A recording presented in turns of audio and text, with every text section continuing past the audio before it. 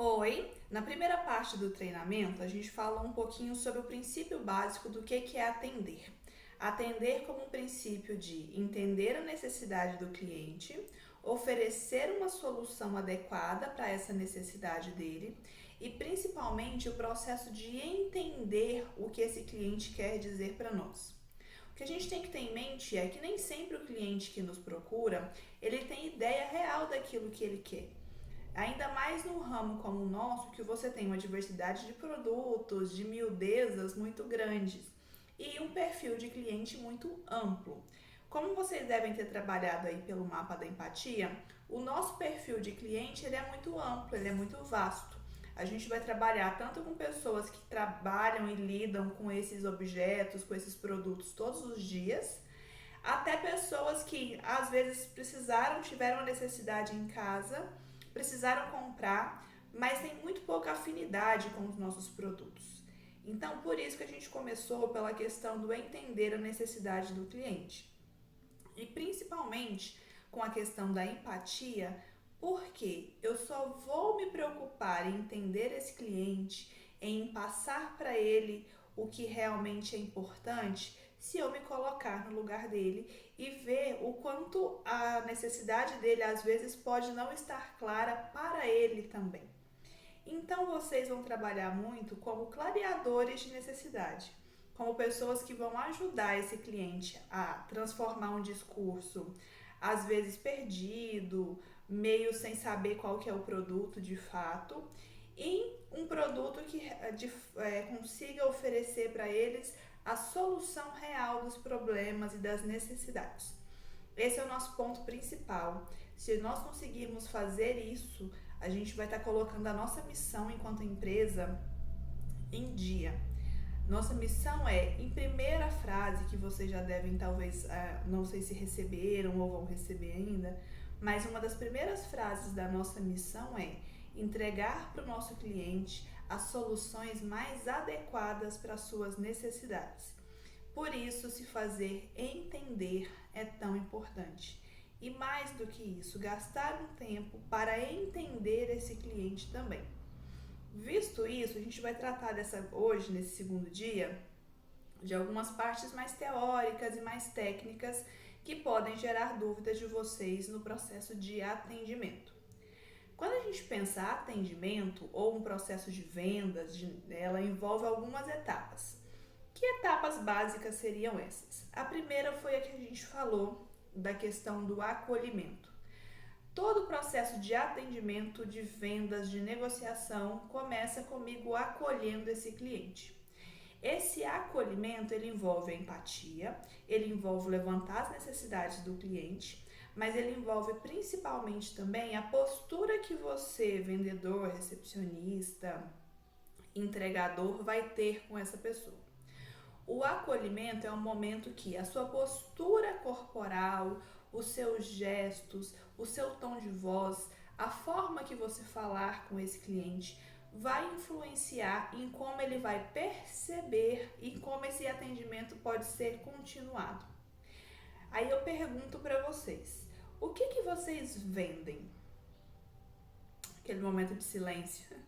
Muitos de vocês podem ter pensado, a gente vende produtos elétricos e hidráulicos. E isso, na verdade, não é a realidade. Vocês, antes de qualquer coisa, estão vendendo vocês. Estão vendendo o atendimento que vocês dão para essa pessoa.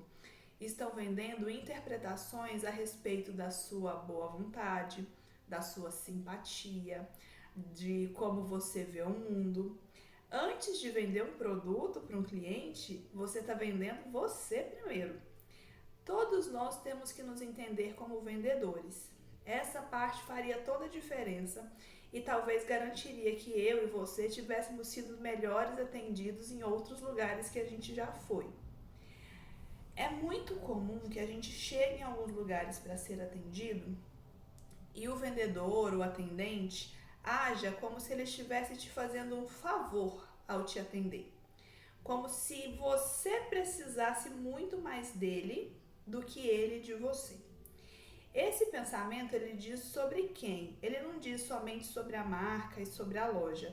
Ele diz sobre a pessoa que atende, sobre como esse vendedor não consegue, na verdade, ser um vendedor eficiente de si mesmo.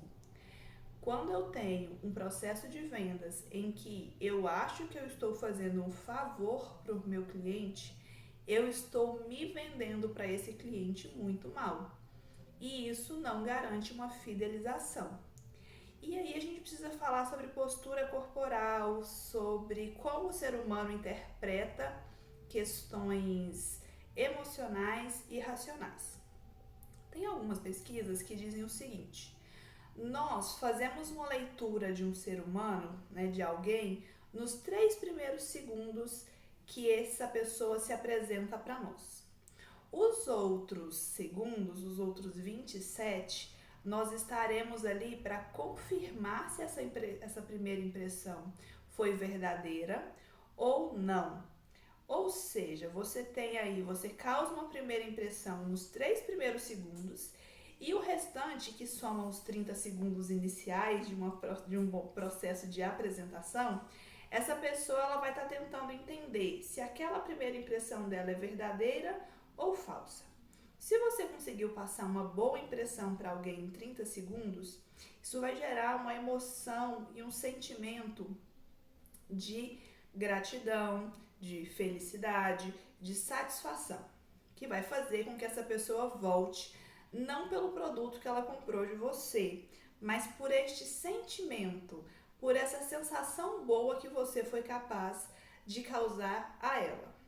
Já ao contrário, se você causa uma impressão de desleixo, desprezo, de que talvez você estava ali fazendo um favor para ela e que ela devia te agradecer muito por você estar atendendo, ou de que você não queria estar ali, né, os vendedores que não queriam nem estar trabalhando se pudessem, isso vai gerar uma carga emocional negativa que inclusive é muito mais forte.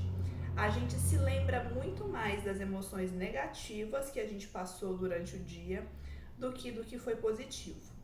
E essa emoção negativa vai fazer com que aquele cliente nunca mais queira voltar para falar com você, por mais que o seu produto seja ótimo. Tem muita gente que fala assim: nossa, nossa obrigação principal enquanto empresa é entregar produtos de qualidade. Gente, produto de qualidade é a obrigação principal de qualquer empresa, não é diferencial competitivo. Se você não tiver produto de qualidade, você não vai ter vantagem no mercado, não vai conseguir trabalhar, porque a gente já passou da época de oferecer o básico para o nosso cliente, de oferecer a qualidade como se fosse um diferencial. Eu, você, vocês todos aí, a gente merece receber produtos de qualidade das empresas que nós estamos nos relacionando. O produto, ele não vai garantir a satisfação. O que vai garantir é a forma que esse produto me foi apresentado, se ele de fato é positivo e ele atende às minhas necessidades, e ele vai estar muito vinculado à emoção que eu senti ao ser atendido. Então, se eu tenho uma emoção positiva a respeito desse atendimento, dessa loja, isso vai criar no meu cérebro um caminho para que eu queira voltar. O contrário também existe.